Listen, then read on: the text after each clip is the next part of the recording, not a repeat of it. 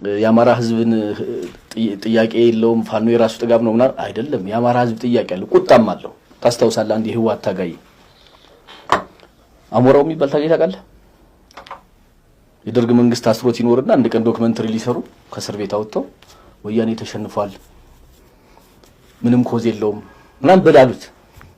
እኔ የምነግራችሁ አንድ ነገር ነው፣ እየመጣ ያለው ህዝብ የተቆጣ ህዝብ ነው ያላቸው። በዛ ምክንያት ነው የሞተው ታውቃለህ። አሁንም የምነግርህ የአማራ ህዝብ ቁጣ ውስጥ ነው። ደግሞ መንግስት ህዝብ አይደል ዲሞክራሲ የሚባለው በአማርኛ መንግስት ህዝብ ካለን ቁጭ ብለው ይነጋገሩ። ያ ግርማይ ሽጥላ ሞትና አንድ ደግሞ በድንጋይ ተወግሮ የሞቱ አመራር ማን ነው ስማቸው? ደሳለኝ አስራደ። የአማራ ህዝብ በወኪል መተዳደር በተለይ በፎርጅድ ወኪል መተዳደር እንደመረረው የሚያሳየው የሁለቱ ሞት ነው። ግርማይ ሽጥላ ጽንፍ ወጥተው ያረጉትን ታውቃለህ፣ ከህዝብ ጋር ያቃየማቸውን ነገር አይ ተመሳሳይ ይኖራሉ። በጣም ሰባዊ ሰው ናቸው እንደምሰማው ደሳለኝ አስራደ።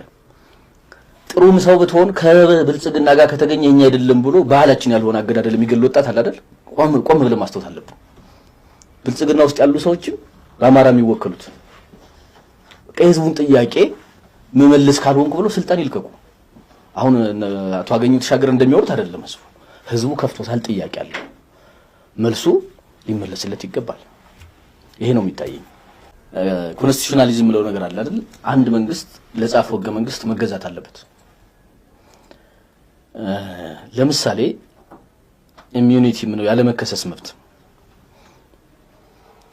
ክርስቲያን የተከበሩ አቶ ክርስቲያን ታደለን ማሰር ከፈለክ አንጠልጥሎ ወስደህ ከምታስራቸው ፓርላማውን ሰብስበህ ያለ መከሰስ መብታቸውን አንስተህ ብታስራቸው አቶ ዮሐንስ ቦያለውንም አንጠልጥለህ ስትወስድ አንድ ነገር ምልክት አለው።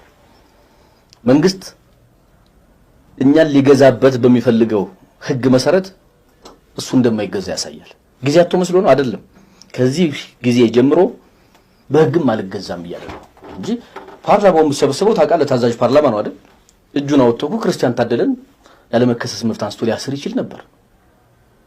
ስለዚህ አንድ የፓርላማ አባል የተከበሩ ብለን የምንጠራቸው የህዝብ ተወካይ የሆኑ ሰው የዲፕሎማቲክ ሶሳይቲው እያየ ዓለም እያየ ያን ሰው ብድግ አድርገህ አዋሽ አርባ መውሰድ አይደለም ሞቱ። ዓለም እያየ በፓርላማ ላይ ጠቅላይ ሚኒስትሩ እኮ ስብሰባ ሲመሩ የውጭ ዲፕሎማቶች ያሉ አይደል? ለዓለምም ለህግም ለኢትዮጵያ ህዝብም ክብር እየነሳን ነው። ፖለቲካው ከየት ወዴት ይላል ያልከኝ? ድሮ እኮ ህገ መንግስቱን አንቀበለው የሚል ኃይል ነበር አይደል? ከህገ መንግስቱ ውስጥ እኮ ምን ወደ ብዙ አንቀጽ አለ አይደል? ያን አንቀጽም የማይታዘዝ አመራር ታያለ። ስለዚህ ህዝቡ ምን አሁን የሚያስበው እኔን ጨምሮ ድሮ እኮ ስናገር ህግ አለ ብዬ አስባለሁ አይደል? አሁን የት ላይ ነው ያለው? ያን ሰው ሳውንድ ሀገር ያስተዳድራል። ከዛች ወለም ዘለም ካልክ አደጋ ያጋጥማል። ስለዚህ ፖለቲካው ወዴት ሄደ ካልከኝ ከህግ በላይ የሆነ የዋን ማን ሩል አገሪቱን እያስተዳደራት ነው ያለና ጭራሽ አስፈሪ ደረጃ ላይ ነው ያለው።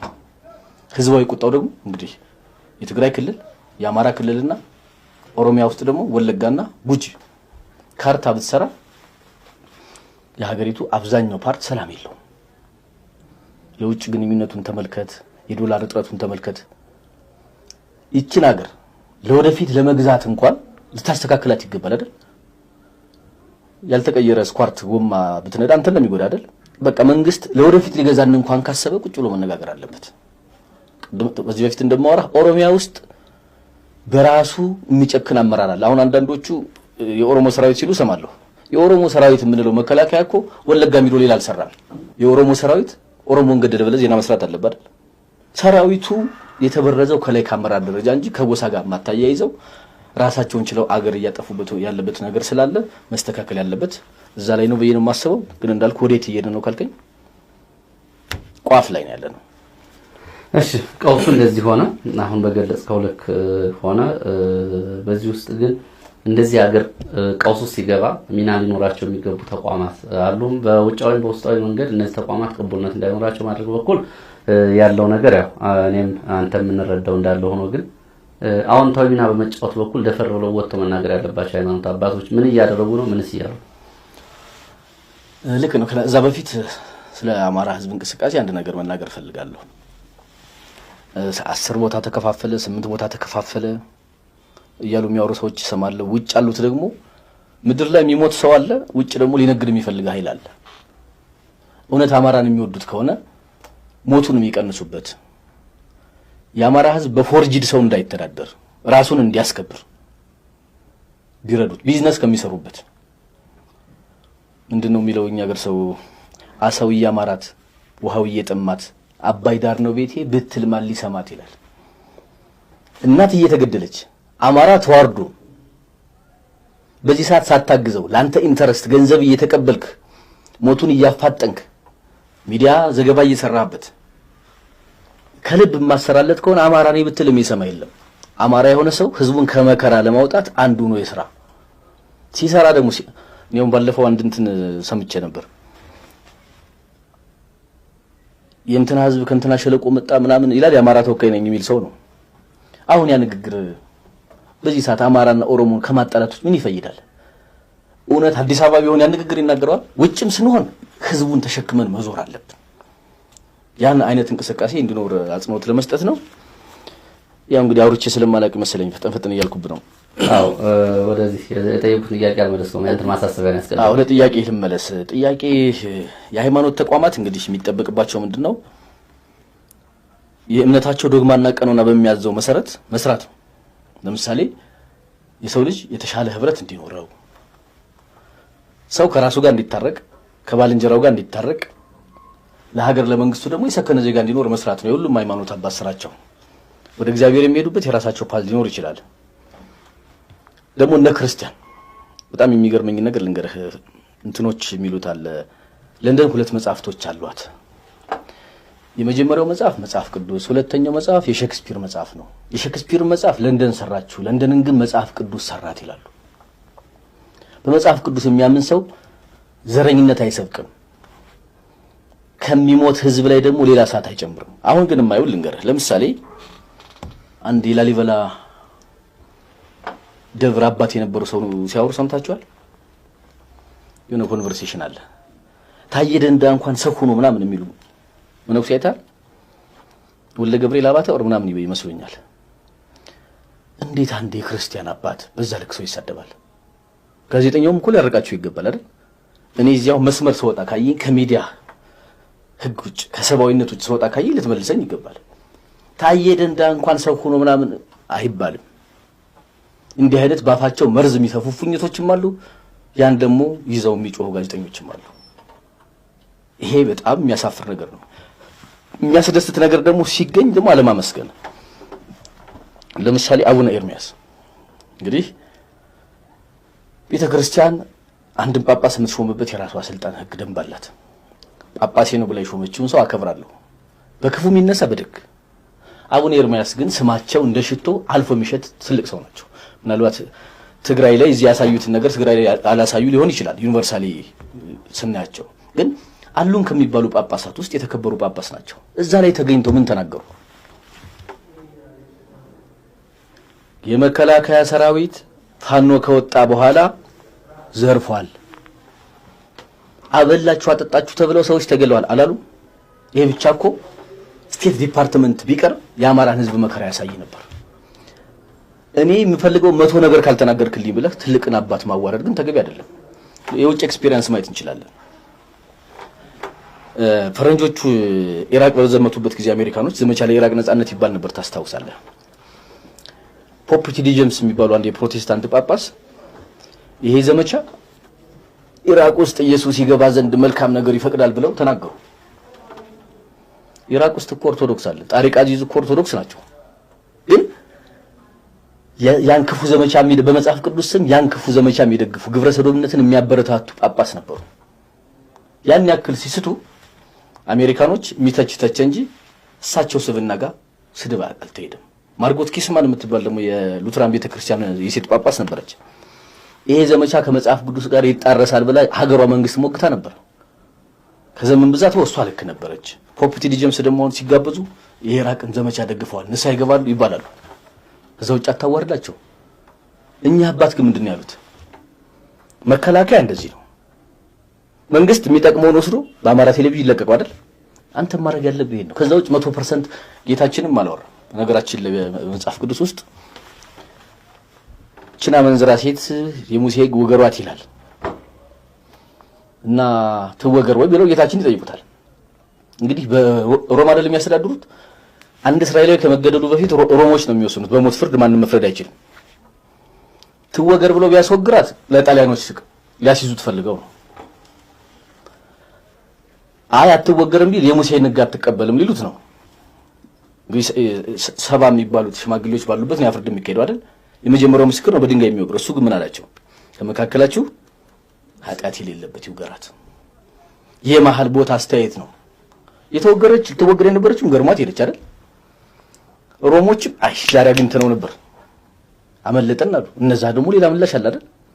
አንዴ ብቻ አይደለም። የአህመዲዳትም እንትኑ ላይ ብታይ ይሄን ያነሳዋል። ለቄሳር አትገብሩ ብሏል አሉት። እንግዲህ እስራኤላውያኖቹ ሮም እንዲወግርላቸው ፈልገው ነው። እዛ ሄዱና ሲጠይቁ ምንድነው ምስሉ ምንን ያሳያል? ቄሳርን። ስለዚህ የቄሳሩን ለቄሳር የእግዚአብሔርን ለእግዚአብሔር አይደል? እኛ አባት መሀል ላይ ቆመው ተናገሩ። ምን ያድርጉ? ቢፈሩ ሰው አይደል? አንድን ጳጳስ ሐሳባቸው ይሄ ልክ አይደለም ብሎ አስተያየት መስጠት ይቻላል።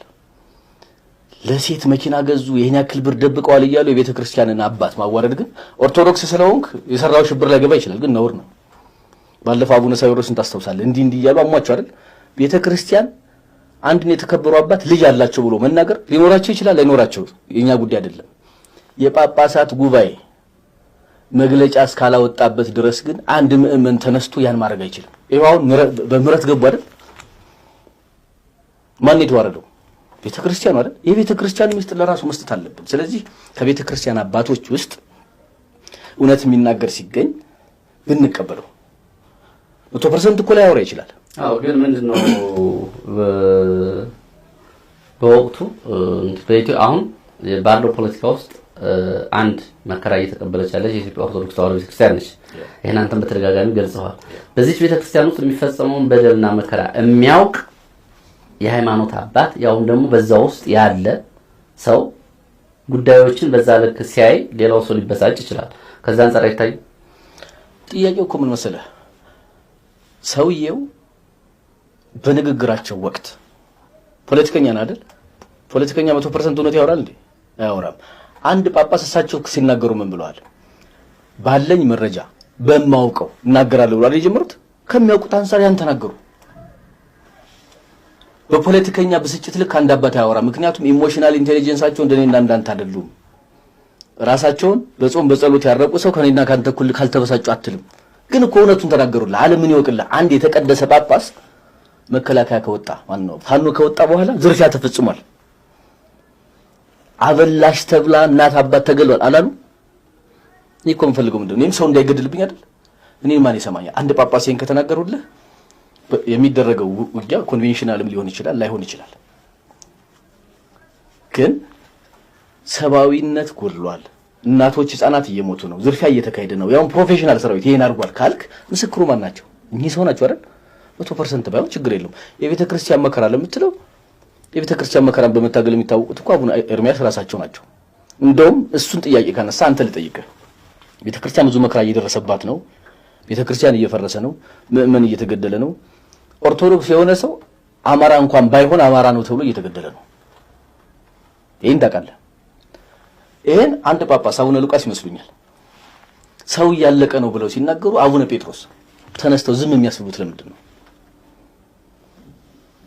አቡነ ጴጥሮስ እኛ የምናውቀው ይኸውልህ ሐዋርያው ጴጥሮስ በመጽሐፍ ቅዱስ ውስጥ የሚታወቀው ፊት ለፊት በመናገር ነው። ጌታችን ሲሰቃይ የነበረ ቀን የዶሮዋን ስህተት ብቻ ብታወጣ ፊት ለፊት በግልጽነት በመናገር በአንደበቱ የሚታወቅ ሰው ሐዋርያው ጴጥሮስ ነው። አቡነ ጴጥሮስ ህዝብ እየተገደለ ነው፣ አገር እያለቀ ነው ሲባል አይባልም። ይሄ ጥያቄ ለአቡነ ኤርሚያስ ሰው ለአቡነ ጴጥሮስ ነው መቅረብ ያለበት። አቡነ ጴጥሮስ የሚባሉ ኢትዮጵያ 3 ጳጳሳት ትጥራለህ። ሱስንዮስና አቤቱ ያዕቆብ ሲዋጉ ታውቃለህ። አቡነ ጴጥሮስ የሚባሉ ጳጳስ ሞተዋል በርስ በርስ ጦርነት። ሱስንዮስ የተጠላው መጀመሪያ በዛ ነው ታውቃለህ። ከዛ በመቀጠል ጣሊያን መከራ ባመጣብን ጊዜ በመትረጌስ ስለኛ ተደብድበው የሞቱት አቡነ ጴጥሮስ ናቸው። ሶስተኛው ጴጥሮስም መሆን ያለባቸው ይሄን ነው። የኢትዮጵያ ጳጳስ ከሆንክ ለትግሬም ለአማራም እኩል መጮህ አለብህ። ለዩኒቨርሳል ነገር ደግሞ መገዛት አለብህ። ሰው የትም ቦታ ይገደል አይደል? አንድ ጳጳስ እርማችን አግኝተን ኧረ ሰው አይሞት ሲባል ዝም ማስባል ይሄ ተገቢ አይደለም። መተቸት ካለብን ይሄን ነው መተቸት ያለብን።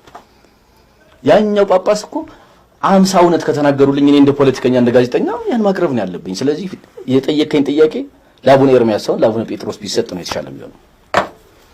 መልካም